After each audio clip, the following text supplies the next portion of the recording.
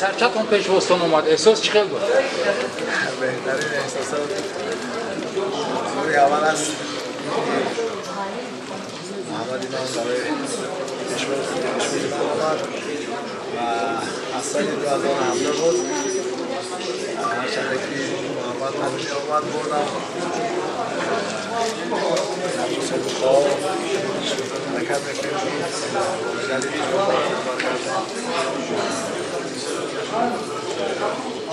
باید ممنون باشیم قدر خوب باشیم